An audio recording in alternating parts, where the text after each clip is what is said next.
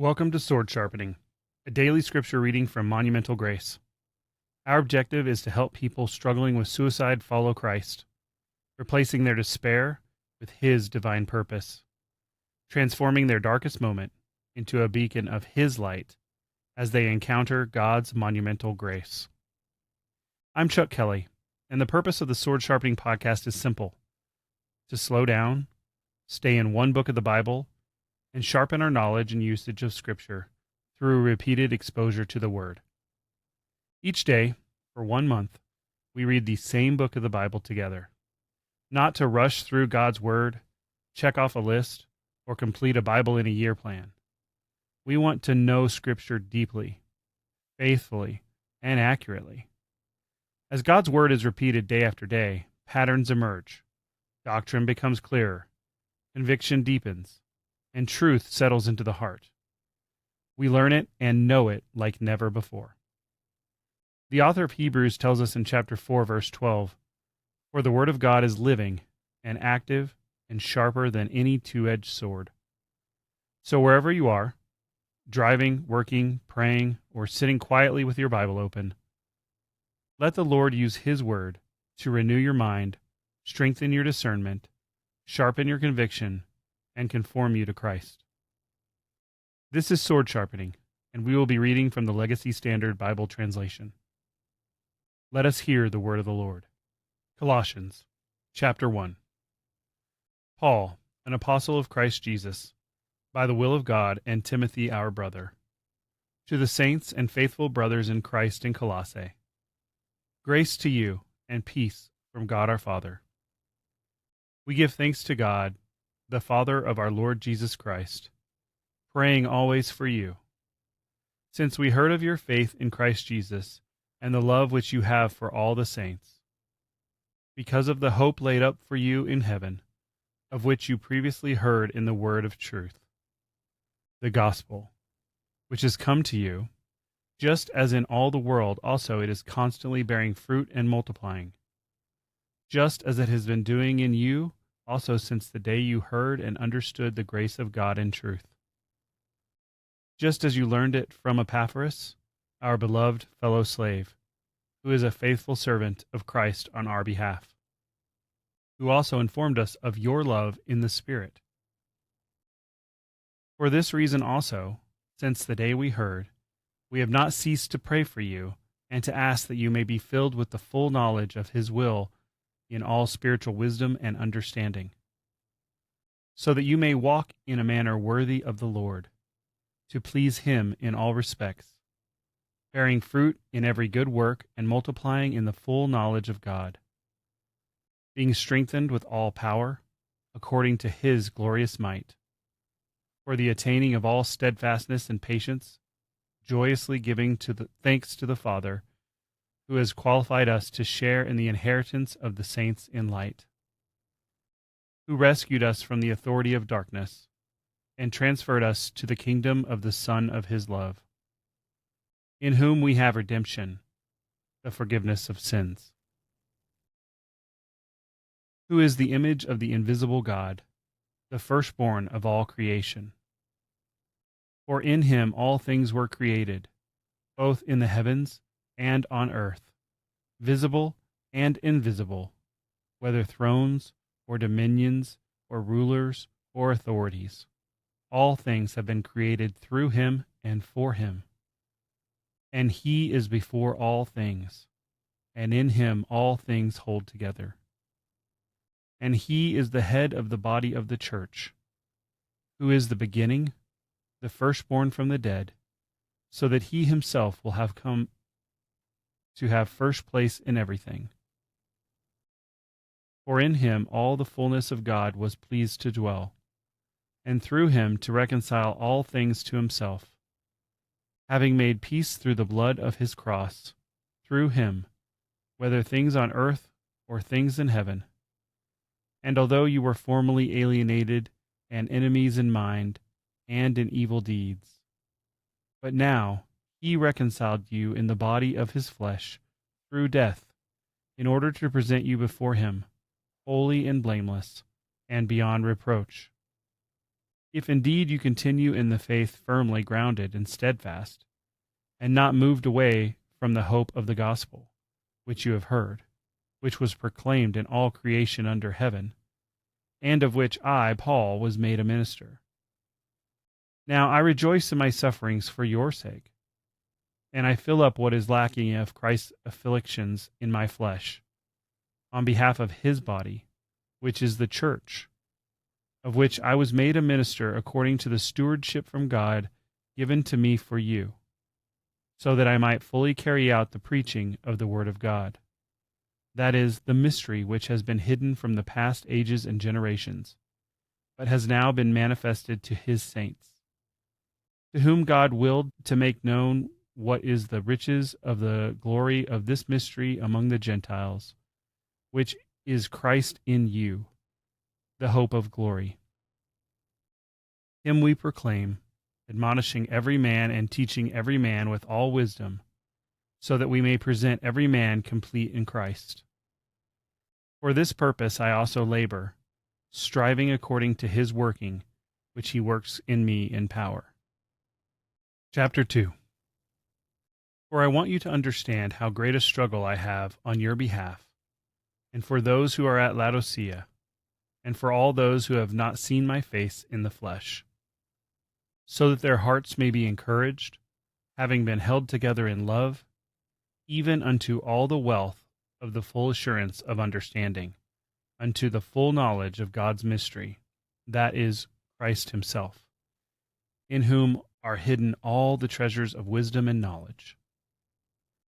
I say this so that no one will delude you with persuasive argument.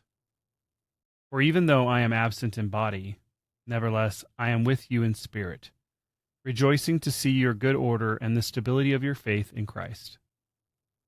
Therefore, as you received Christ Jesus the Lord, so walk in him, having been firmly rooted and being built up in him, and having been established in your faith, just as you were instructed, and abounding with thanksgiving.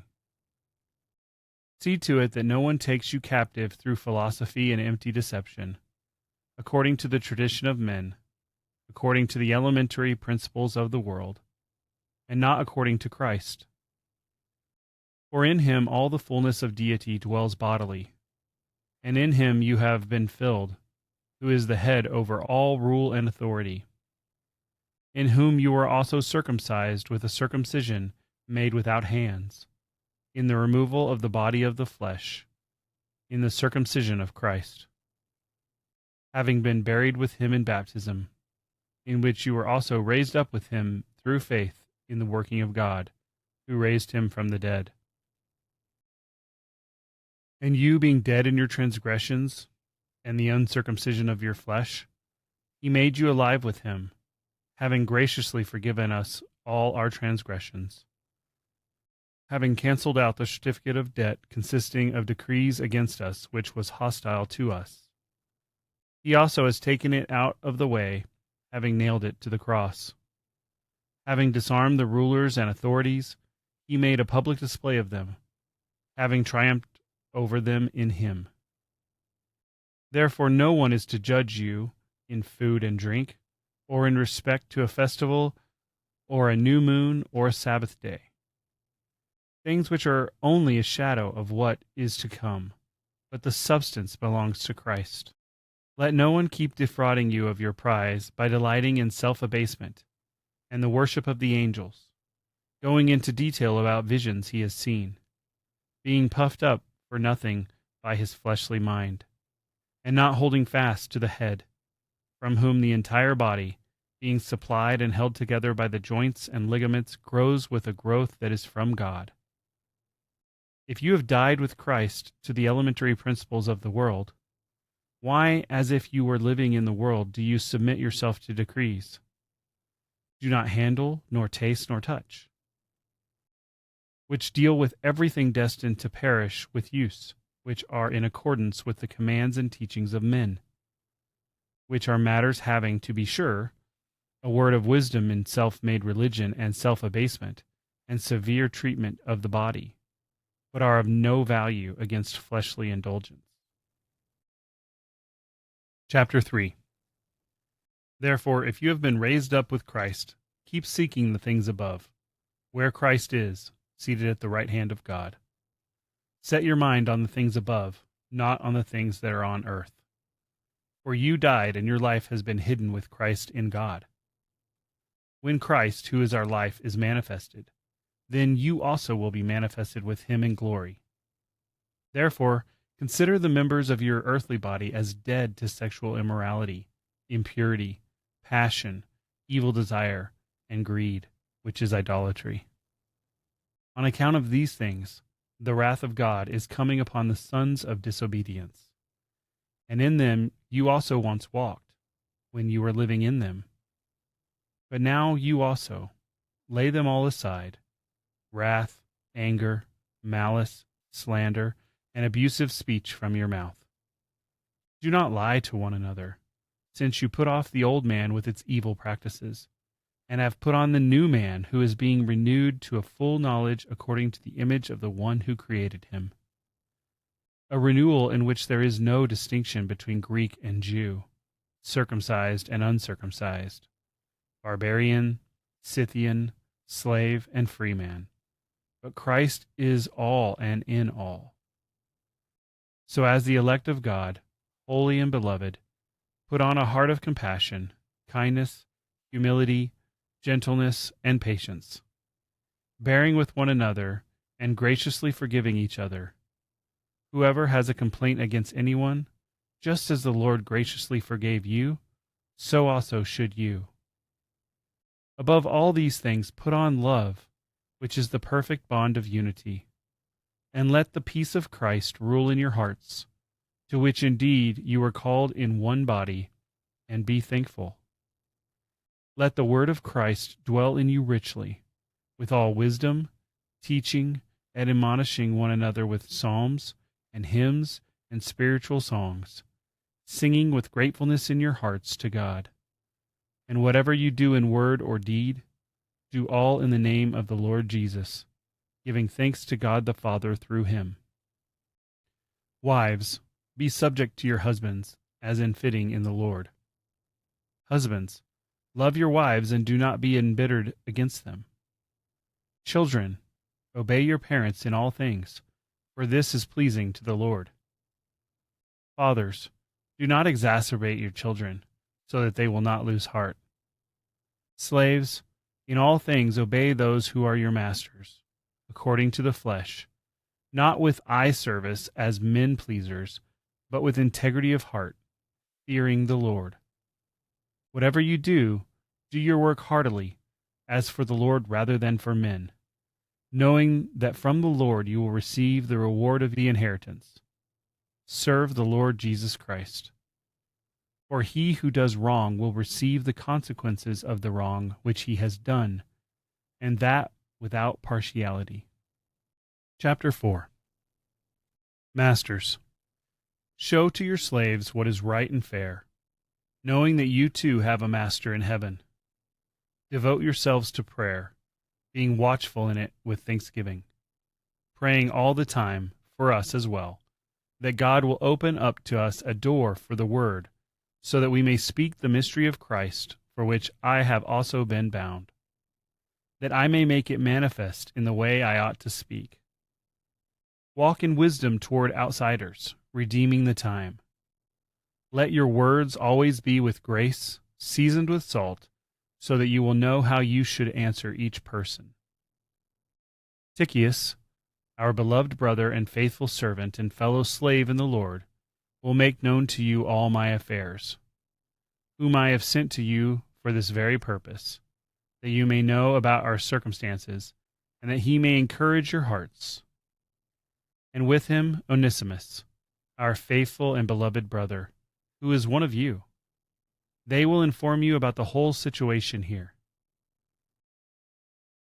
Aristarchus, my fellow prisoner, sends you his greetings, and also Mark, the cousin of Barnabas, about whom you received instructions. If he comes to you, welcome him.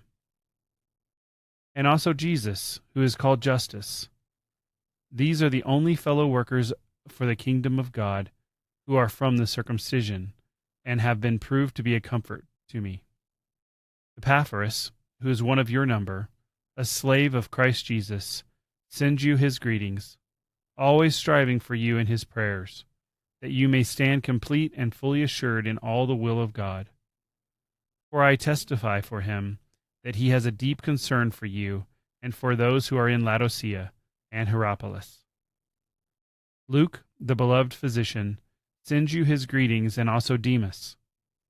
Greet the brothers who are in Laodicea, and also Nympha, and the church that is in her house. And when this letter is read among you, have it also read in the church of the Laodiceans. And you, for your part, read my letter that is coming from Laodicea. And say to Archippus, take heed for the ministry which you have received in the Lord, that you may fulfill it. The greeting is in my own hand, Paul. Remember my chains. Grace be with you. You have been listening to Sword Sharpening from Monumental Grace. Continue in the Word today. Read it carefully. Meditate on it prayerfully. Return to it repeatedly. Hide it in your heart, and remain watchful in your walk with Christ. As Paul writes in his second letter to Timothy, all Scripture is God-breathed and profitable for teaching, for reproof, for correction, for training in righteousness, so that the man of God may be equipped, having been thoroughly equipped for every good work.